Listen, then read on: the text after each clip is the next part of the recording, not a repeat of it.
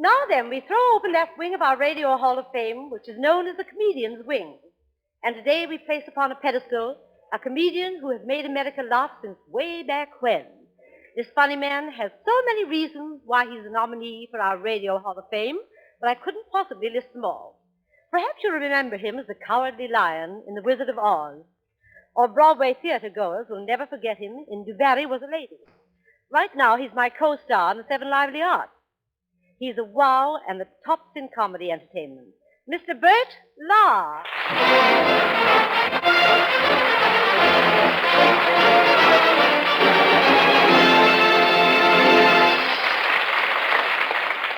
Miss Lillie, I am perturbed.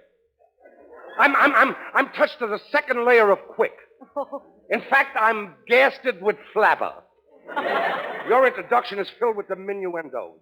Oh, but Bert, all I said was you were a wow, and a wow spelled backwards is still wow. Yeah, and you also said I was the top. And top spelled backwards is pop. Miss Lillie, I wish to pick a bone with you. Oh, you silly headstrong boy.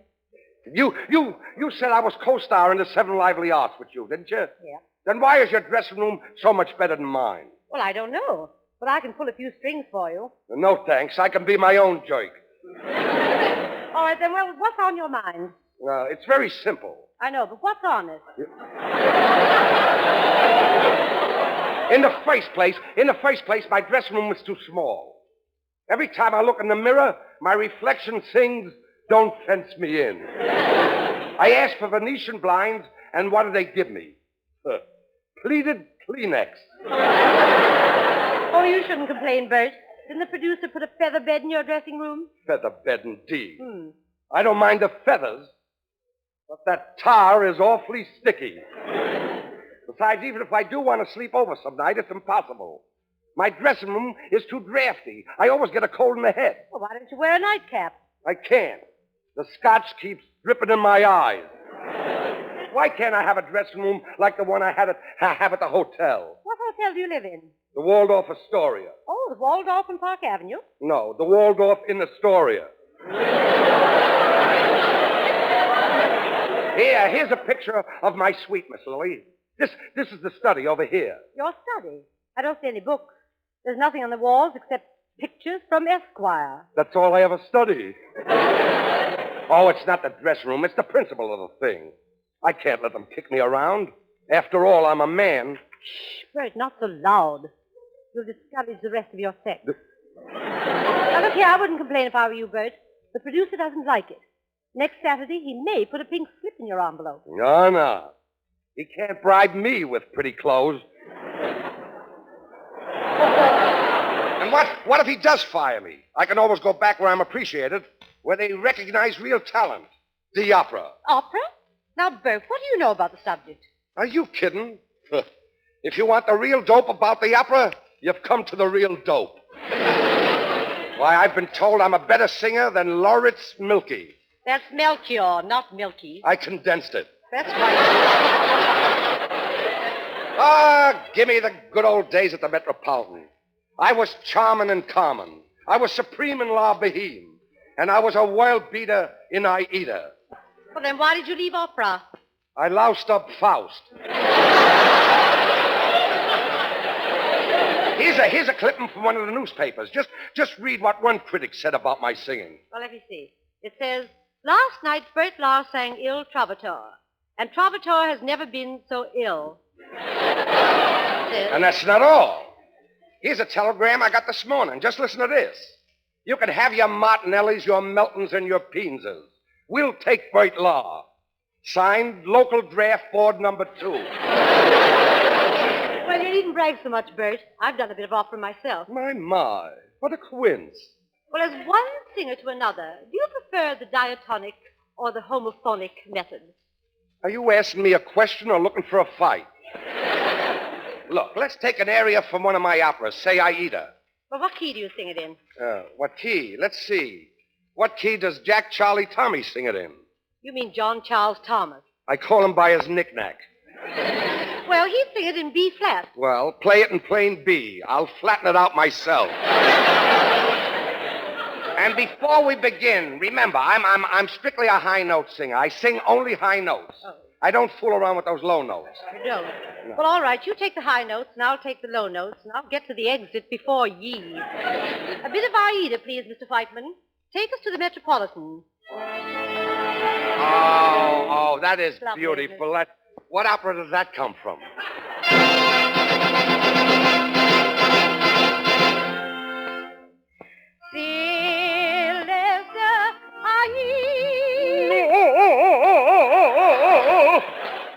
That'll butter Tibbet's shortening bread.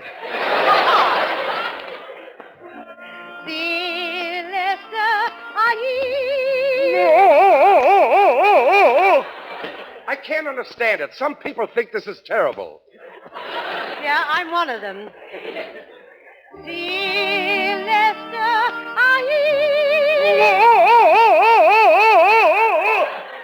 You have a very powerful voice. Powerful?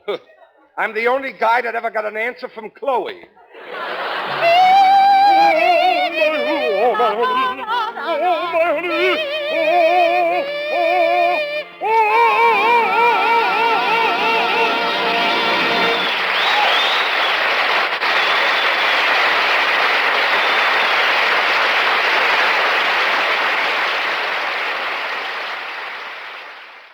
Ladies and gentlemen, we've long been aware of the fact that Bea Lillie and Bert Lahr are great comedians. But there's another side to them we don't know, a serious side, a profound side. The Philco Radio Hall of Fame is proud to present tonight Miss Lillie and Mr. Lahr in a dramatic vignette, assisted by Mr. Whiteman. As the curtain rises on an English drawing room, Lady Pamela Parkington is speaking to her father, His Grace Lord Eustace Parkington. Oh, Papa, Father, Peter, hey, Pop. Yes, Pamela? What is it, my dear? Oh, Papa, I'm so happy. Life is wonderful. Without it, you're dead. I feel so utterly ut. Pamela, my child, don't tell me you're in love again. Yes, Papa. And he's so handsome, so strong, so passionate, so manly. Manly, bah. Passionate, bah. Handsome, bah, bah. Oh, Father, now you're being sheepish. Where did you meet this person, Pamela? I met him in a shoe store. It was so romantic. He took off his shoe. I took off my shoe. And the next thing you know, we were holding feet. Pamela, for 45 years you've been in love with one man or another. Have you ever thought of marriage? Thought of it? I've dreamed so much of orange blossoms. I sleep with a smudge pot at the foot of my bed. Please, Papa, he's calling on me tonight. Do be nice to him. There he is now. Go, Papa. You wait in the library. I'll introduce you later. Come in. Bernard. Pamela. Tea, Bernard? Well, of course. A lemon? Well, of course. Sugar? Well, of course. A crumpet? No, lumpet. Oh, I've missed you terribly, Pamela. Have you really? Darling, kiss me. Very well. Lower your brow. Bernard, you are so passionate. Oh. I love you madly. I've waited for hours, Bernard. It's been that ghastly fog. The fog is so thick, you can cut it with a knife. Well, what took you so long? I had a very dull knife. I noticed something else, Bernard. You cut yourself while shaving. How can you tell? Your ears are on backward. You look ravishing tonight, Pamela. And your hand is so soft. Just like chopped chicken liver.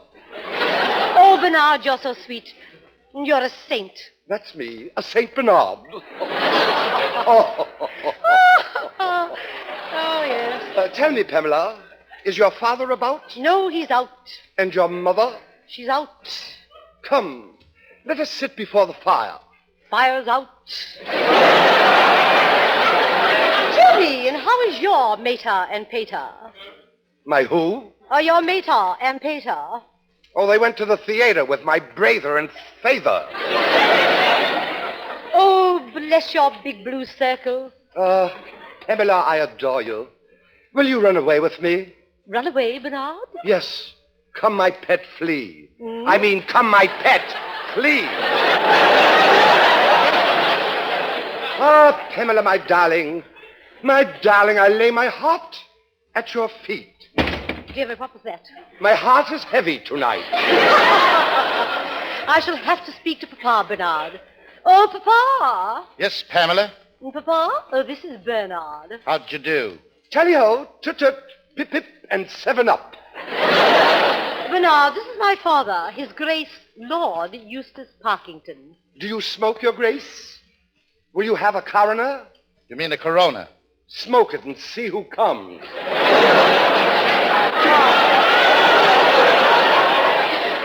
Bernard. Chin up, old boy. Stiff up a plate. Stiff up a what? Stiff up a berth or plate or something. Bernard has been away, Papa. Yes, I just returned from a hunting trip. I've been in Greece hunting grouse in the grass, Your Grace. How many did you get? A gross. Pamela, I'm afraid this man is an imposter. He is not an Englishman. Not an Englishman? Why, that's absurd. That's, I dare say it's asinine.